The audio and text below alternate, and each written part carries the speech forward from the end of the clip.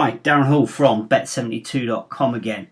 Just wanted to do a quick video, just a follow up to some of the screenshots we've been posting up this week regarding our football trading activity, and I've just had a few emails come in just to ask a little bit about the full sort of thought process and what goes on behind the actual trades that we make.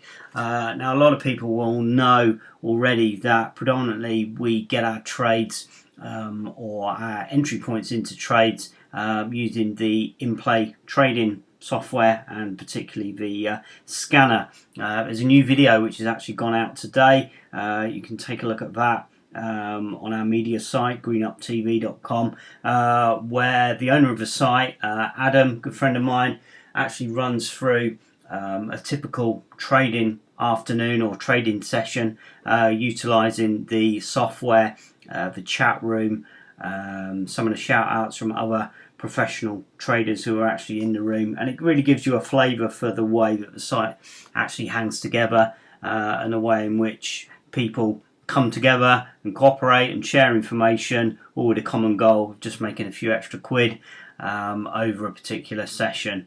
And it works very well indeed, and really that's what I spend a lot of my time actually doing with these particular trades. But also, you know, there are opportunities to find other ones yourself, also pick up on other opportunities as they actually arise. Now, it's been a really good week this week. We followed up, you know, wins at the weekend with some extra midweek football, a nice result even this morning from Australia as well, and it's all really thanks to the scanner. What the scanner will do is allow us to monitor the in-play action, and we can see various, well, I mean, obviously you can check out the other video, it goes into it a lot more detail than I am here, but again, we're particularly having an emphasis on goals, so it's picking out games where, you know, goals are likely, where there's opportunities for goals to be scored because of one team being on top of the other.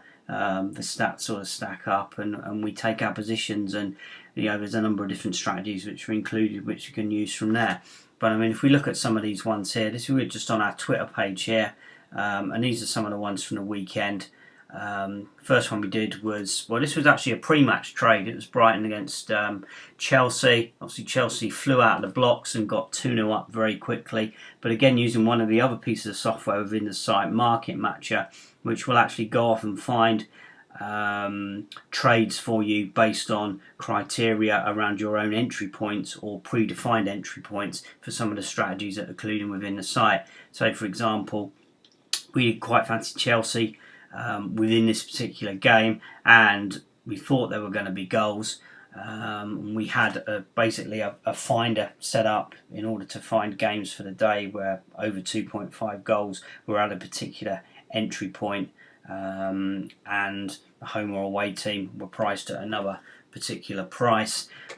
Again, there's various strategies which are outlined within the actual site itself.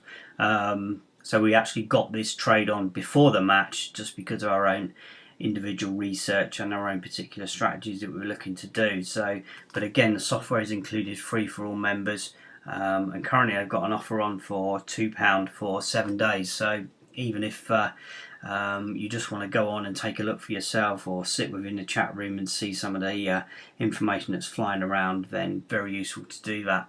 But like I say, this was a pre-match trade and pretty much it was done and dusted, you know, within the first sort of 10-15 minutes as Chelsea got the first couple of goals, and we were able to reduce our liability here on the under 2.5 goals, and we actually got the third goal later on in the second half, so that gave us a full blown profit in that particular one.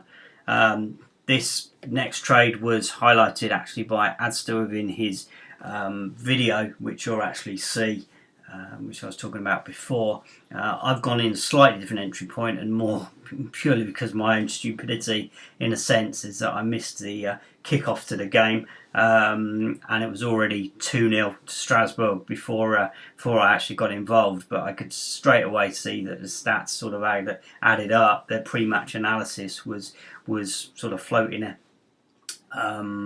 very much in the right direction, so I decided to just bump the trade up a couple of goals, if you like, Not always advisable, but certainly the stats were there to back it up. So we took a position, a couple of goals, or actually, 3 goals in front of the current market. And again, it was a fairly low risk, as in because we're betting 2 or 3 goals in front, then the actual liabilities can be dramatically reduced, because we are, if we're laying under 4.5 goals, then our liabilities are relatively sort of small. But we've got the reassurance that the stats are sort of in our favour, and to get to sort of 2-2 at half time, and that was sort of perfect for this particular trade. And again, we just took out the red on the under 4.5 goal market, and we could then just trade out.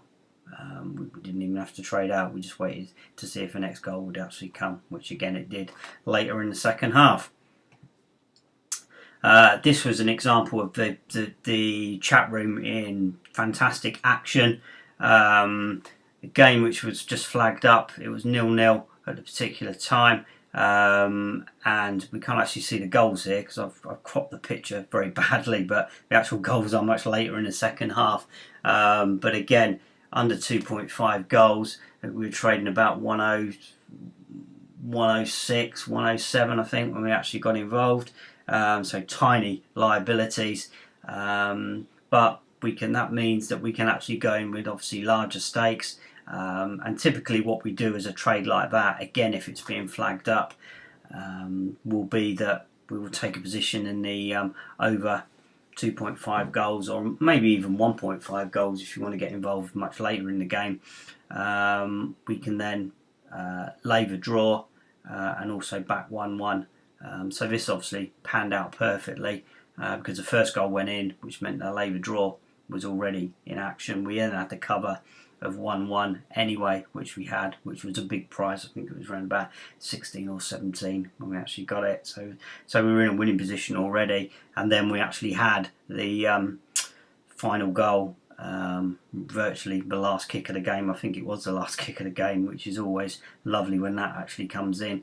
And that gave us a very nice £71 payoff. So again, you can see there that we can get a couple of months subscription to the service just within one trade was actually there. But these opportunities just arise all the time because, like I say, you've got the stats which will actually back you up, and you've also got the ability to get involved at very low liability. So when the payoffs, you don't need many of these to actually hit within a certain time period to be making some very good profits.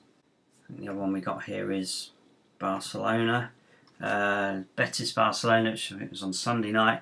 Again, this was slightly different perhaps because it was a game I was actually I actually picked up and started watching from just at the end of the first half, and you sort of got a feeling that things were obviously bubbling under. You always get that sense with Barcelona, and again the fact they've got Messi in their team, sort of anything can happen at any one point. So you had a feeling there were sort of goals. Again, you check the stats just as a sort of way of reaffirming your own position, because a lot of these games, I mean, some of these games are obviously TV games which you can actually watch, and again that's a good opportunity to sort of reaffirm your own feeling on the games. You can just do it blindly with the stats that are on the software, but again, always good to sort of back that up and sort of trade with what you're seeing in front of you, trade with your eyes if you like. You can sort of see how the match is unfolding and the way that teams are set up and what they're actually doing. But it's by no means a requirement, but I do like to do it whenever I can. And yeah, I mean, it looked like Barcelona. You always sort of fancy them to get a few anyway. It doesn't always pan out, but the fact that we're sort of 0-0 at half time, then that to me presented an opportunity. Like I say, the stats sort of backed it up, and we just went in there with a very sort of low risk trade in a sense. I think we'd actually covered the 2-0 as well to Barcelona, so as soon as the second goal went in, we could stay in there. And really, I mean, the way they sort of took hold of that second half, particularly, once you got past the hour mark, then Messi sort of took over, ran the show, and it was job done really. But again, flagged up by the scanner, and obviously reaffirmed by the fact we were watching it on TV, and we could see pretty much what was sort of coming forward here. If we scroll through here, you can see my usual gibberish on my timeline. But again, it doesn't always pan out. I'm not going to show all the fact that it always works. But again, in a position here where this was a late night game in Brazil, quite random really, and I'm not always a fan of picking up on these.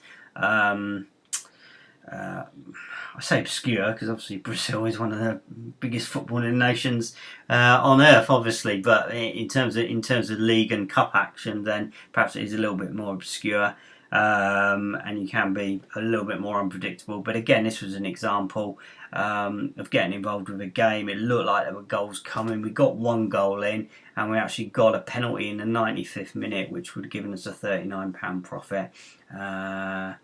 And the Santos player duly missed it, which caused me to have a little swear under my breath, I think, but it was quite late at night. So, but yeah, I mean, obviously no loss. I mean, I could have hedged out, I suppose, which I do in some instances, but again, it was just no risk. It was just at the end of the day, so I just sort of left it running in the background. Almost wasn't paying too much attention till I heard the penalty whistle blow, which again you get sound alerts within the software, and that I flicked over. I think you actually pick it up on Bet365, and we'll actually show the sort of action and movements that are going on as well. And yeah, the penalty was missed, so I can't argue, but I could have hedged some of that out anyway. But that's just personal preference. It had been a good day on other things as well, some of the other offers we've been doing, so I was just I was happy to let it run, but not too happy at the outcome, obviously. And if we scroll down here, then we can see some screenshots that I just put on. These are a couple from last night. Again, very low risk trade. Looked like goals were coming. Hearts, the stats on Hearts were stacking up that they were going to get, maybe one or two, and to actually get the third one was a real bonus. We actually, again, laid the draw, backed 1-1. And we could then hedge out on the under 2.5 just to cover our loss in those other two markets when it went to 2-0, because obviously 1-1 was dead, and so we had enough cover there, and then we could wait for the third goal, which I wasn't expecting, but when it came in, it's very nice. So there was another £60 in the bank just from that particular trade. And earlier in the evening as well, we had another. This was actually a shout out in the chat room from one of the pro traders, Simon, on there, who does some fantastic work, not only on the football but also horse racing as well. So worth just getting involved just to pick up some of his racing knowledge and some of his racing tips, to be perfectly honest. But again, this was an easy 2.5 goal trade. Again, we had a little bit of cover on the 1-1 and the 2-0 in this case because I did quite fancy Lazio. So that allowed us again to stay in the trade. Again, the beauty of the insurance side of things is it does allow you to stay in the trade, so we don't always have to hedge out or close off our liabilities because we've got insurance elsewhere. And a lot of the time I use the insurance as well through free bets, which I can actually collect from various bookmakers. So we might use a free bet to cover some of the lower score lines, or just cover under 1.5 goals or something like that, just to give us a little bit more leeway. It means we can stay in the trades longer, and then if we do get a late goal, then we're actually maximising our profit on the exchange, and all we're doing is costing us the price of the free bet that we've actually put in. But this is a £5 free bet, then we've more than made up for losing that by the fact of the profits we've actually made on the other markets. So yeah, so it's full steam ahead with this, and here's a screenshot as well I was just talking about from this morning in Australia. Again, I got involved a little bit later. I wasn't actually aware that the game was on, so I did a quick bit of research when I actually saw it was there, and in my wisdom I then missed the first goal as well, which I did actually fancy Melbourne to win the game, to be perfectly honest. They nearly did. Ross McCormack had a shot cleared off the line with virtually the last kick of the game, but again, these Australian games do scream goals in a lot of instances. So again, it was quite a safe sort of trade, if you like, in the sense we just bumped our normal trade up a goal, if you like, treated the 0-1 as a 0-0 almost. Had a little bit of cover on that, and 1-1, 1-2 and 2-1, and obviously when the fourth goal went in the 81st minute, then job was done again. So, but again, the scanner was just showing that a lot of the time Melbourne were just hammering on the door all the time, but just couldn't finish. So, we were quite confident and quite happy to stay in there, and we had to cover on some of those lower scores as well. So again, I'm not going to waffle on too much, but it just shows you some of the things that can actually pan out. And this is just a bog standard week. You can see there's other days that I've not even actually traded, and we're still making consistent returns as we go along. But the real way to find out is to get on there yourself, take a look. At the moment, like I say, got this offer on 7 days for £2, so it's really, to me, it's a no-brainer just to go in. Like I say, you pick my money straight back up just going on one of Simon's racing tips or racing trades, and then you're in a position where you can start to take a look at the site in earnest, and you get full access to everything. There's no restriction on the actual trial itself. And if you've got any questions, drop me a line, Darren@bet72.com. But I will be back very soon with some more videos about this. Again, if you want me any suggestions for videos as well, do drop me a line, Darren@bet72.com. Delighted to record anything you want to see. I'm going to be doing a follow-up one to this, again regarding some of the other strategies, but also I want to talk, and you can just sort of see it in the bottom there, some of the slots offers as well, because they've been really flying this year, and January's been a fantastic month for slots offers as well, and I know people want to see and hear a little bit more about those. So anyway, okay, I waffled on a bit more than I thought I would there, but once you get into this, then it does get you a little bit carried away. But anyway, I hope you enjoyed that, and I'll speak to you again soon. Cheers, bye bye.